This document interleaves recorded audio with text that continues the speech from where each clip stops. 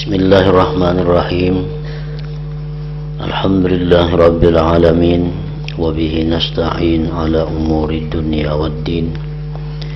Wassalatu wassalam ala ashrafil anbiya wal mursalin, Sayyidina wa habibina Muhammadin wa ala alihi wa sahbihi ajma'in. Adapun orang-orang baik yang terbuka mata hati mereka, yang terbuka basirah mereka, dan sungguh-sungguh beribadah kepada Allah, maka mereka melihat jalan langit.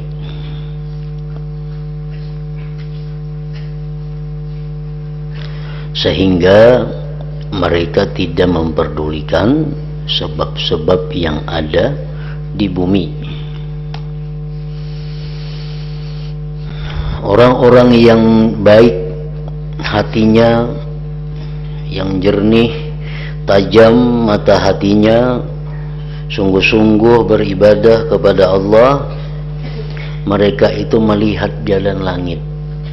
Artinya adalah mereka itu melihat kepada apa yang ditakdirkan oleh Allah. Itu yang mereka pandang. Yang mereka pandang itu adalah takdir Allah. Artinya kalau Allah menakdirkanku pada hari ini selamat, maka bagaimanapun aku pasti selamat. Walaupun seluruh dunia orang bermaksud ingin membahayakan diriku. Kalau takdir Allah pada hari ini aku mendapat bala celaka, maka pasti bala itu akan datang kepadaku, walaupun seluruh dunia orang berusaha menjaga dan melindungiku. Nah, mereka melihat, andai kata pada hari ini aku ditakdirkan mendapat rezeki yang besar, maka bagaimanapun rezeki yang besar itu pasti datang kepadaku, walaupun seluruh dunia orang menghalanginya. Jikalau dia melihat bahwa takdir Tuhan itu hari ini dia tidak mendapatkan rezeki yang besar, maka rezeki yang besar itu tidak akan datang kepadanya, walaupun seluruh dunia orang mengusahakan kedatangan rezeki itu kepadanya. Nah, itu artinya adalah melihat jalan langit. Nah, apabila sudah mampu kita demikian, kita kadang memperdulikan lagi sebab-sebab yang ada di bumi ini. Karena sebab-sebab itu akan tunduk, sebab-sebab itu akan patuh kepada musabbibil asbab, kepada Tuhan yang membuat sebab itu. Nah, itu orang-orang yang terbuka mata hati, yang sudah benar-benar beribadah. Lagi pula mereka berpegang teguh kepada tali Allah, Al-Quran. Mereka sangat percaya dengan apa yang ada dalam Al-Quran. In tansurullah yansurkum. Jika Allah menolong, jika kalian menolong, membela agama Allah, Allah pasti menolong kalian. Nah, dia sangat percaya kepada itu. Walladzina jahadu fina lanahdiyannahum subulana.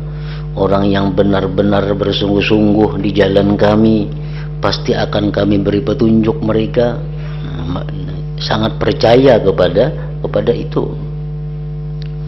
Wa may yattaqillah yaj'al lahu makhraja wa yarzuqhu min haitsu la yahtasib. Siapa takwa kepada Allah, Allah jadikan bagi dia jalan keluar dari tiap-tiap kesusahan. Bahkan Allah tambah rezeki dari jalan yang tidak terduga-duga. Nah, itu semua adalah Al-Quran. Wa may yatawakkal 'ala Allah fa huwa hasbuh. Siapa yang bertawakal kepada Allah, Allah mencukupinya. Lagi pula mereka berpegang teguh kepada tali Allah Al-Quran, sehingga tidak memperdulikan kepada rintangan masyarakat. Ini masyarakat menghalanginya, masyarakat kada mendukung inya, tetangga memusuhi inya, kada ada urusannya. Aku nang penting hidupku ini beribadah kepada Allah. Masyarakat setuju atau kada, itu kada tahu urusannya. Masyarakat mendukung atau kada tahu urusannya. Aku beribadah kepada Allah dan aku yakin bahwa aku ditolong oleh Allah.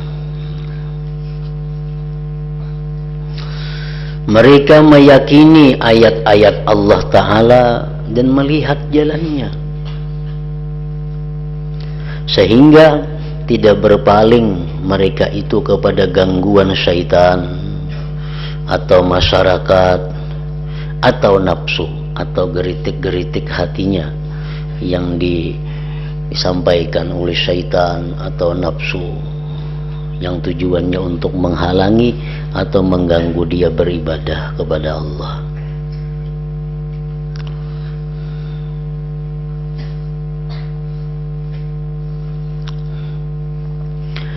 Sehingga apabila diganggu oleh syaitan atau nafsu atau manusia dengan apapun juga,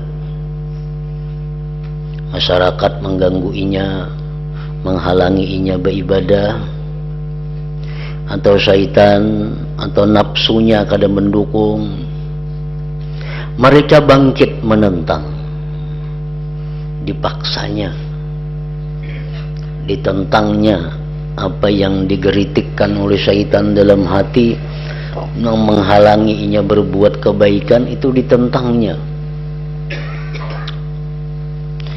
Mereka bangkit menentang, menolak dan menyimpang daripada bujukan syaitan, sampai akhirnya masyarakat mengabaikan mereka, syaitan menyingkir dari mereka, nafsu mau menurut,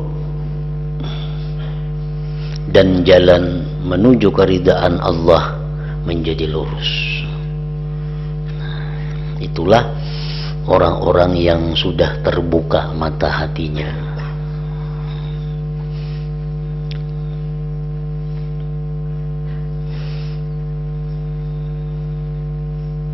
Seperti yang terjadi pada waktu Rasulullah Sallallahu Alaihi Wasallam bersama sahabat mengadakan latihan perang. Dengan beberapa orang sahabat beliau mengadakan latihan perang. Lalu datang ada orang, ujar orang, itu orang-orang kafir Quraisy, mereka latihan perang juga. Mereka besar-besaran dengan jumlah beberapa ribu, dan mereka kelihatannya siap hendak merebut, menyerang kota Madinah ini. Nah, apa yang disampaikan oleh orang itu kadang membuat sahabat Nabi itu ketakutan, kadang membuat mereka lemah semangatnya. Justru mereka bangkit, bahkan lebih bersemangat lagi. Mereka mengatakan hasbunallah wa ni'mal wakil, hasbunallah wa ni'mal wakil. Kami telah dicukupkan oleh Allah, Allah telah mencukupi kami, sehingga apapun tantangan-tantangan yang dihadapi berbuat kebaikan itu hilang dengan sendirinya. Jadi hasbunallah wa ni'mal wakil. Akhirnya begitu orang-orang kafir tadi menyerang dan dihadang oleh sahabat Nabi, akhirnya sahabat Nabi mendapatkan kemenangan, kemenangan yang besar padahal dengan jumlah yang sedikit. Fanqalabu bi ni'matin min keumuman ayatnya. Panqalabu bi ni'matin minallah wa fadlin lam yamsashum su. Mereka balik ke Madinah dengan anugerah Allah dan sedikit pun tidak ada menyentuh akan mereka sesuatu yang kada baik, artinya selamat.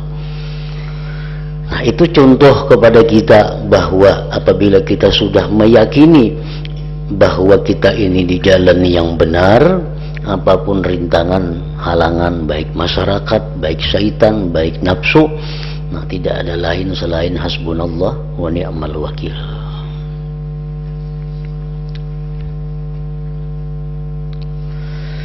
Ini sesuai dengan apa yang diriwayatkan dari Ibrahim bin Adham rahimahullah.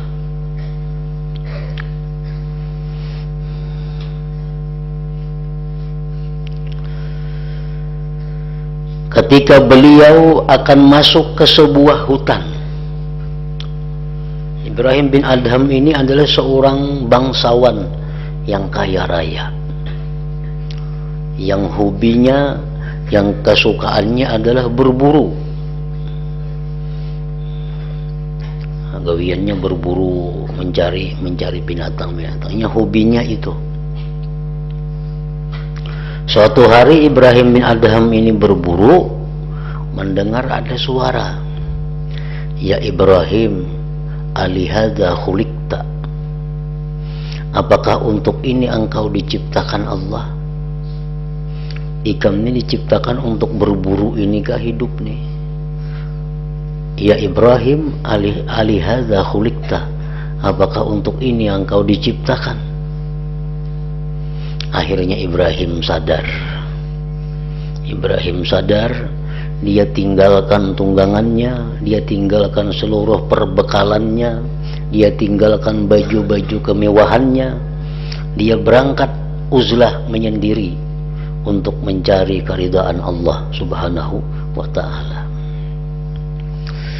Nah, ketika beliau akan masuk ke sebuah hutan, syaitan datang menakut-nakutinya dengan membisikkan, "Hutan yang engkau hadapi itu adalah hutan yang membinasakan. Sedangkan engkau tidak membawa bekal dan tidak ada sebab lain." Itu bisikan syaitan. Tetapi Ibrahim bin Adham tetap bertekad memasukinya tanpa berbekal dan akan melakukan salat 1000 rakaat setiap kali menempuh jalan 1 mil. Ternyata beliau berhasil dengan maksud tersebut dan tinggal di hutan itu selama 12 tahun. Artinya selamat, kada kelaparan, kada diganggu oleh binatang, bahkan beribadah nyaman. Padahal syaitan sudah membisiki, syaitan sudah menakut-nakuti. Tetapi karena beliau termasuk orang yang melihat jalan langit tadi, melihat jalan langit, artinya mun aku ditakdirkan Tuhan mati, di mana aja gin mati. Ada saya di tengah hutan, dalam kamar gin diranjang bisa mati. Mun ditakdirkan Tuhan mati hari ini, nah itu yang kuat di dalam hati beliau itu, sehingga beliau berani demikian. Sampai ketika Khalifah Harunur Rasyid pergi haji pada suatu tahun, naik haji Khalifah Presiden, melihat Ibrahim bin Adham sedang salat di Masjidil Haram, salat di Masjidil Haram. Lalu ada yang memberitahukan kepada Khalifah, "Wahai Khalifah, yang sedang salat itu adalah Ibrahim bin Adham." Harun ar-Rasyid mendekat kepada Ibrahim bin Adham tadi dan bertanya, "Apa kabar hai Ibrahim? Apa kabar hai Ibrahim?" Ibrahim bin Adham menjawab dengan syair, "Nurakki'u dunyana bitamziqi dinina, fala dinuna yabqa wala ma nurakki'u. Fatuba li'abdin atharallaha rabbahu wajada bidunyahu lima yatawakka'u. Ini syair Ibrahim bin Adham, merupakan sindiran kepada khalifah. Artinya, aku sedang menambal kepentingan duniaku. Menambal lawan apa? Dengan merubik agamaku. Ada baju tilasan yang buruk, ada rabit yang harus ditambali. Nah, nang diulah panambalnya napa? Baju nang bagus, baju nang larang itu digunting, diulah panambal sagan nang baju buruk tadi. Pala dinuna yabqa wala manuraki'u.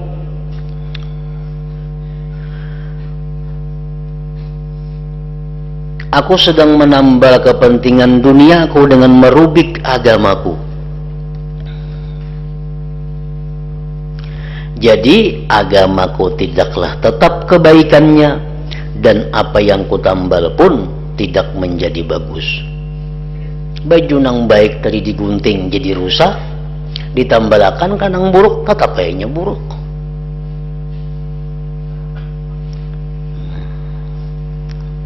Itu contoh orang yang mencari dunia dengan menghancurkan agama. Orang yang mencari kekayaan, mencari duit, mencari jabatan, mencari kedudukan, mengorbankan agama. Sama hanya orang yang mempunyai pakaian yang cumpang-camping, pakaian yang buruk. Ada berisi pakaian yang baik, pakaian baik ditatak, diulah menambali sagan nang rabit nang buruk nito. Jadinya rusak kedua-duanya. Nang baik jadi rusak karena ditatak, nang buruk tatapainya buruk ditambah lawan nang baik, kada bertambah baik. Beruntung sekali hamba yang memilih ibadah kepada Tuhannya dan mau memberikan kesenangan dunianya untuk menghadapi apa yang dikhawatirkan, yakni kematian. Artinya beruntung orang yang mengorbankan dunianya, beruntung orang yang mengorbankan dunia untuk keselamatan akhirat. Nah, itu yang beruntung.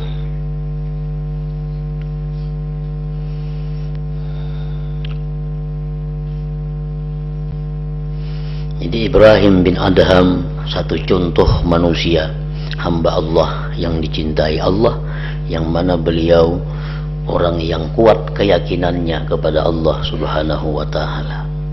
Hidup dalam keadaan mewah, hidup dalam keadaan menjadi bangsawan, tetapi beliau meninggalkan semua itu mencari keridhaan Allah Subhanahu wa ta'ala. Diriwayatkan dari sebagian orang saleh yang sedang berada di pedalaman, dia diganggu syaitan begini. Ini orang ini sudah berada di pedalaman, di hutan, masih aja lagi diganggu oleh syaitan. Hendak tulak merantau tanpa membawa bekal karena berkeyakinan Allah, sudah diganggu oleh syaitan, tapi ditantangnya tetap punya berangkat. Nah, sampai di sana tetap syaitan mengganggu. Engkau, jar syaitan, dia diganggu syaitan begini, engkau adalah orang yang tidak membawa bekal, sedangkan tempat ini membinasakan dirimu. Tidak ada rumah sama sekali dan tidak ada manusianya. Tetapi orang tersebut mengukuhkan niatnya masuk ke pedalaman tanpa bekal dan meninggalkan jalan umum supaya tidak meminta kepada manusia, dan ia tidak makan sesuatu pun. Ia hanya meletakkan samin, keju atau mentiga ya gitulah, nah, semacam mentiga dan madu di mulutnya. Jadi yang diandak di muntung cuma madu lawan mentiga, ini itu dikulung. Ini mentiga dijalap lawan madu, diandak dimuntung, itu jadi kulum. Berjalan mengembara, dan jalannya pun kada jalan umum nang dipilih, jalan nang kada ada orang. Lalu menyimpang dari jalan umum dan terus berkelana sekehendaknya. Dia berkata, aku terus berjalan. Tiba-tiba ada kafilah yang tersesat jalan. Nah, sekalinya ada kafilah rombongan tersesat jalan. Ketika aku melihat mereka, aku menjatuhkan diri ke tanah. Kulihat, tuh ada rombongan hendak liwat. Berabah aku agar mereka tidak melihatku, supaya jangan melihat. Karena melihat kita bisa diberinya apa, bisa minta apa kalau bertemuan orang kena, supaya jangan melihat. Berabah. Lalu Allah menjalankan mereka. Kafilah tadi ditunjuk oleh Tuhan, diberi petunjuk oleh Tuhan jalan, sampai mereka berhenti padaku. Sekalinya pas memandak di hadapanku rombongan tadi. Padahal sudah beliau-liung supaya jangan bertemuan. Sekalinya Allah memberi petunjuk kepada kafir, jalan sini. Pas memandak di hadapanku, aku memejamkan mataku, memejam aku. Mereka mendekatiku dan berkata sesama mereka, ujar orang kafilah itu melihat ada orang nang tarabah nih. Nah, orang ini kehabisan bekal nih, orang ini kelaparan nih, ditinggal rombongannya seorang nih, tabulirit dan pingsan karena sangat lapar dan haus. Coba ambilkan samin dan madu, ujar kawan-kawan nih. Cari pang di situ adakah mentiga lawan madu. Kita taruhkan ke dalam mulutnya, kita andak ke muntungnya, bisa sigar kayaknya nih. Ujar na rombongan di bandiran. Barangkali ia bisa sadar. Nah, kita cari mentiga, calap ke madu, buat ke muntungnya, bisa sadar inya nih. Mereka mengambil samin dan madu, ambil mereka mentiga lawan madu. Tetapi aku menutup mulut dan gigiku. Ku tutup mulut rampit-rampit. Lalu mereka mengambil pisau untuk membuka mulutku. Namun ini kada kau membuka, kita balah aja muntungnya nih. Mendengar nak dibalah orang muntung, aku pun tertawa dan membuka mulutku. Melihat hal itu, mereka berkata, engkau ini gila aja. Engkau ini gila ngarani jerurang. Aku menyahut, aku tidak gila. Alhamdulillah. Dan aku menceritakan kepada mereka sebagian apa yang terjadi pada diriku sehubungan dengan bisikan syaitan. Mereka terhiran-hiran mendengar penuturanku. Nah, ini contoh orang yang menentang syaitan. Jadi syaitan kan jangan jalan situ. Jalan situ kada ada orang. Jam habis bahan kayak apa? Siapa nama menolong ikam? Nah, tetap ditantangnya. Karena ia melihat jalan langit tadi. Artinya melihat jalan langit apa? Melihat takdir Tuhan. Kalau aku mati di situ pasti mati. Kalau aku kada mati pasti kada mati. Kalau ada orang nang pajang memberi makani aku, pasti aku makan. Nah, kenyataannya Allah yang mengatur sedemikian rupa sehingga terjadi demikian tadi. Nah, ini contoh orang-orang yang menentang syaitan selalu menang. Orang-orang yang menentang syaitan kada akan kalah, karena Allah sudah menjamin setiap hambanya yang berjuang pasti akan ditolong oleh Allah. Nah, jadi kada perlu takutan terhadap bisikan-bisikan syaitan apabila itu menghalangi kita dari jalan kebaikan, dari jalan takwa kepada Allah.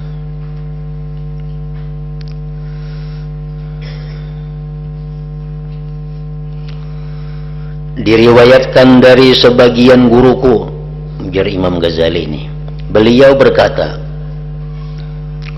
dalam sebagian perjalananku aku bertempat di hari-hari pengajaran dalam masjid yang jauh dari manusia.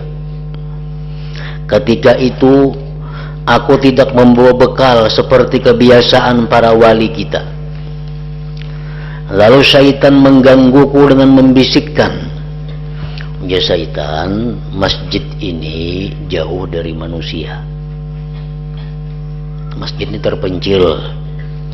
Seandainya engkau mau berjalan lagi menuju ke masjid yang banyak orangnya, masjid yang di kampung, tentu ahli masjid itu mengetahui kedudukanmu dan pasti akan mencukupi apa yang menjadi keperluanmu. Ujar syaitan. Kamu hendak beribadat, hendak apa, jangan di masjid sini. Sini kada ada orang. Paling orang Jumat seminggu sekali datangan ke sini. Hari-hari kada ada. Menikah hendak beriktikaf, masjid sebelah sana tuh berjalan parak lagi sana ada masjid. Nah itu tengah kampung andaknya. Di situ nyaman, orang banyak, ikam dicukupi orang, keperluan ikam apa diperhatikan orang. Aku lalu mengucap di hatiku karasi, aku hanya akan menginap di sini. Pokoknya aku di sini aja. Aku menyanggupi Allah untuk tidak makan apapun kecuali manisan, dan aku tidak akan makan jika makanan itu tidak ditaruh ke dalam mulutku sesuap demi sesuap. Aku tetap di masjid sini dan aku berjanji lawan Tuhan, aku kada hendak makan kecuali makan manisan, dan manisan itu disuapi pulang ke muntungku. Bila kada disuapi aku kada hendak makan. Ini menentang syaitan ngarannya, menentang syaitan. Maksud manisan itu sesuatu nang manis, bukan manisan nang pohon manisan itu kada, sesuatu nang manis.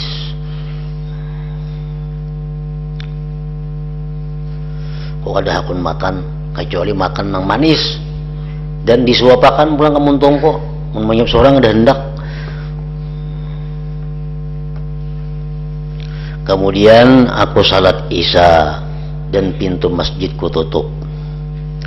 Setelah lewat permulaan malam, tiba-tiba ada orang yang mengetuk-ngetuk pintu dan ia membawa lampu. Aku pun membukakannya. Ternyata yang mengetuk-ngetuk pintu itu seorang ninik-ninik yang didampingi seorang pemuda.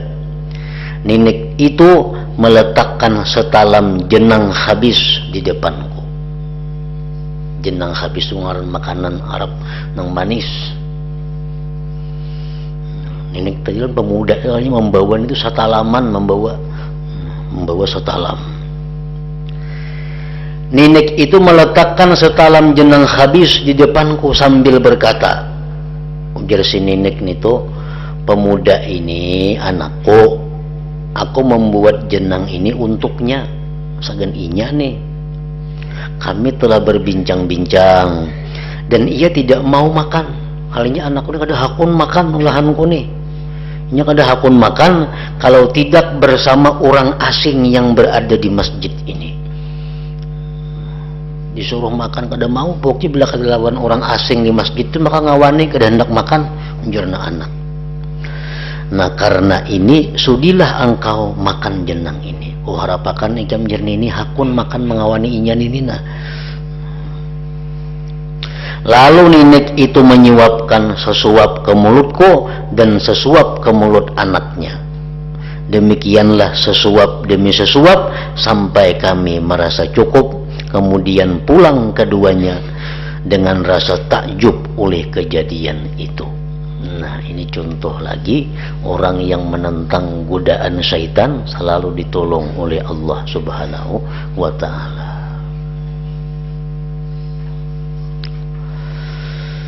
Ini semua dan semisalnya adalah termasuk di antara mujahadah orang-orang saleh.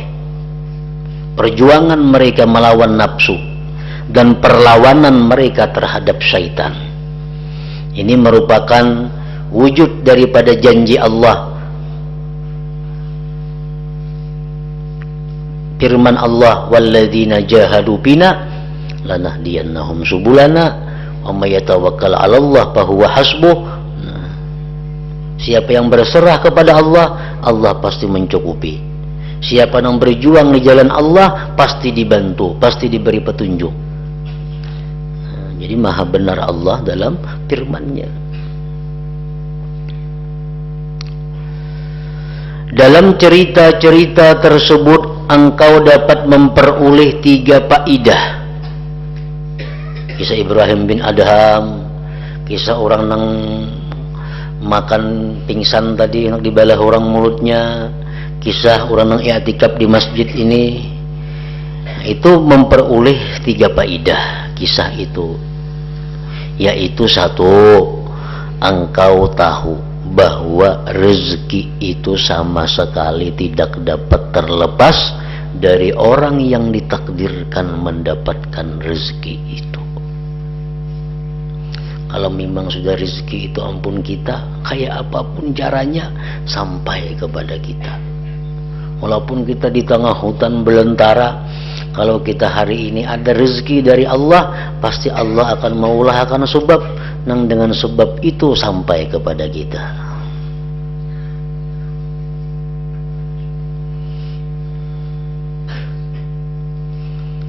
Nah, engkau tahu bahwa rezeki itu sama sekali tidak dapat terlepas dari orang yang ditakdirkan mendapatkan rezeki itu.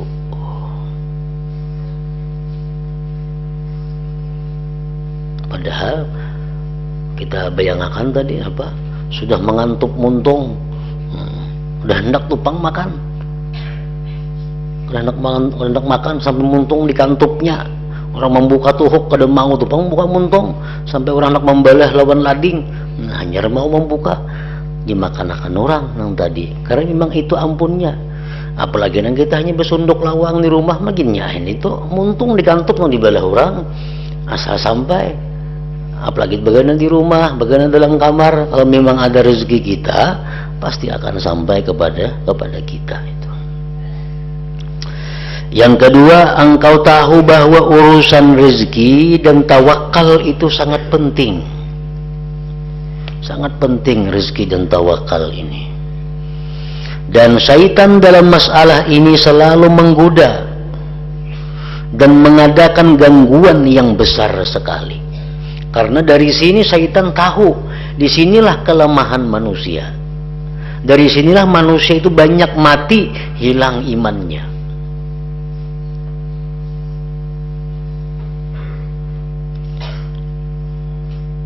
Orang-orang yang mati walaupun ahli ibadat, ahli menuntut ilmu, tapi kalau urusan rezeki dan tawakal ini kada terperhatiakan, matinya bisa kada membawa iman. Makanya syaitan itu ini yang penting digalutinya. Nya kadang menggeluti orang supaya jangan sembahyang, nya kadang geluti supaya orang jangan nuntut ilmu, nya kadang geluti supaya orang jangan tahajud. Tuh apa nih tuh? Syaitan itu yang paling diurusnya adalah supaya manusia ini jangan percaya kepada janji Allah. Nah, jangan percaya kepada Al-Qur'an yang mengatakan si ini. Nah, karena bila sudah kita ada keraguan dengan itu Al-Quran, berarti iman kita sudah gugur ngarannya. Nah, itu intinya. Jadi syaitannya kadang mengurusi nang orang sembahyang kanang kadakah, nang orang puasa kadakah tuh inting aja syaitan. Nang diurusnya benar oleh syaitan supaya kita ini kadang percaya lawan apa nang dijanjikan Allah. Nah, pejanji Tuhan nang rezeki ikam tuh pasti ku sampaikan lawan ikam. Nah, supaya kita jangan percaya lawan itu, ragu-ragu. Bila kita ragu-ragu, nah kemasukan syaitan ngarannya.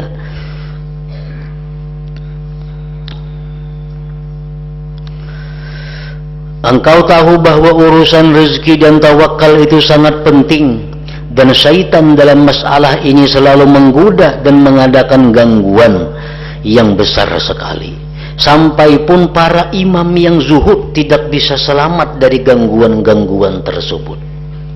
Jangankan orang-orang nang pasaran, orang-orang umum, ulama-ulama pun banyak nang gugur diganggu oleh syaitan dalam masalah tawakal rezeki ini. Sampai pun para imam yang zuhud tidak bisa selamat dari gangguan-gangguan tersebut. Syaitan tidak berputus asa terhadap para imam.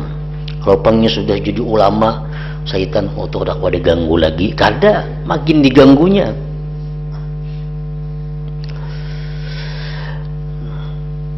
Syaitan tidak berputus asa terhadap para imam. Sesudah demikian lama mereka riyadhah, latihan dan banyak mujahadah yang dilakukan dahulu, sampai-sampai mereka memerlukan menolak syaitan dengan perlawanan semacam ini.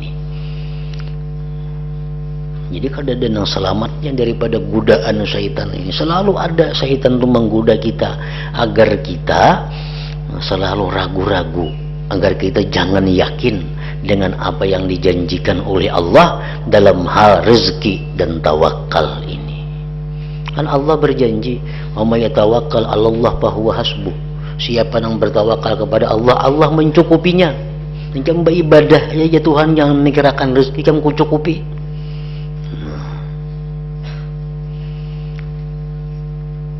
Ini itu yang dibujuk syaitan. Mun ikam beribadah melulu bisa syaitan, ikam gak ada bagawin apa-apa, kayak apa ikam makan, kayak apa ikam hidup, kayak apa nyekolakan anak, kayak apa ikam garing, kayaknya siapa mau obati.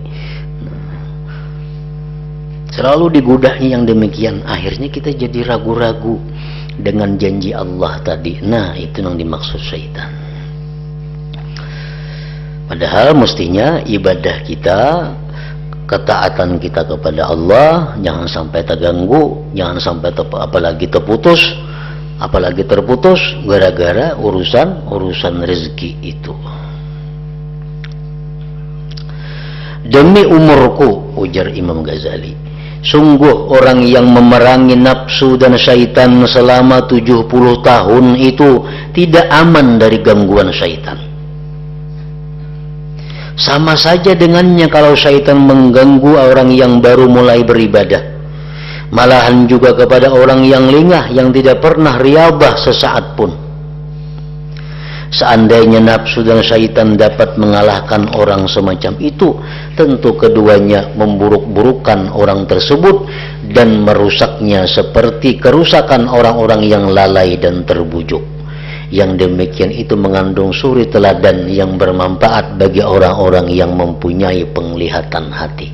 Jadi cerita-cerita tadi, kisah-kisah tadi mestinya memberikan manfaat kepada kita, bahwa orang yang berjuang melawan syaitan selalu ditolong oleh Allah. Orang yang berpegang teguh kepada Allah pasti akan dicukupi oleh Allah. Nah, yang ketiga, kisah-kisah tadi memberikan isyarat, faidah. Engkau tahu bahwa perkara ibadah itu tidak bisa sempurna jika tidak dengan bersungguh-sungguh dan mujahadah, perjuangan yang keras sekali. Beribadah mau sekali-sekali itu nyaman aja. Hendak sembahyang malam, hendak kada itu nyaman aja nih tuh. Itu syaitan kada mau urus orang ini. Orang tuh nak beribadah malam beribadah, tekanannya hendak kada. Syaitan kada mau urus tuh kawanku, syaitan sudah apa lagi. Nang diurus syaitan ini orang nang hendak istiqamah. Nah, coba kita mencoba akan tetapakan waktu ibadah kita malam jam 1. Mulai hari ini aku berjanji, nah setiap jam 1 malam aku bangun dan sembahyang selama setengah jam aja umpamanya. Gawe ya malam itu jam 1 mulai, malam esok kena kayak itu pulang. Nah, paling-paling kena hampir 5 malam akan menemui halangan-halangan dan rintangan yang berat. Kada akan bisa kita mampu melaksanakan janji kita itu kalau kita kada mujahadah, kalau kita kada berjuang keras melawan nafsu syaitan tadi. Ya, sembahyang 5 waktu. Kadang-kadang di awal waktu, kadang-kadang jam 2 sembahyang zuhur, kadang-kadang jam 2:30 sembahyang zuhur, kadang-kadang jam berapa, itu kada jadi masalah. Syaitan kada mau urus itu. Coba kalau kita sudah berjanji, aku mulai hari ini sembahyang 5 waktu, mesti di awal waktu, orang bang sudah ke masjid. Nah, sehari sukses, kelimanya di awal waktu berjamaah lagi, 2 hari sukses, 3 hari sukses, kena hari keempat macam-macam rintangan. Anakkah ada masalah, binikah ada masalah, tamukah ada datang, apakah ada yang rusak, apakah macam-macam. Nah, supaya janji kita yang hendak selalu sembahyang di awal waktu berjamaah terhenti. Supaya kawal lurus kayak apa? Perjuangan yang berat. Orang bang di rumah ada masalah, tahu urusannya, penting aku janji sembahyang 5 waktu berjamaah di awal waktu, tinggalkan.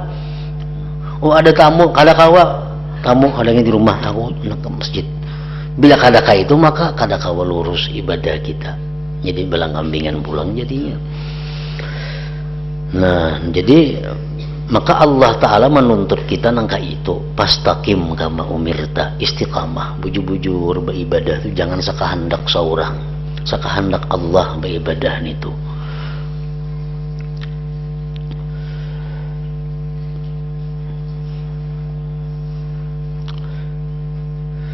Engkau tahu bahwa perkara ibadah itu tidak bisa sempurna jika tidak dengan bersungguh-sungguh dan mujahadah, perjuangan yang keras sekali.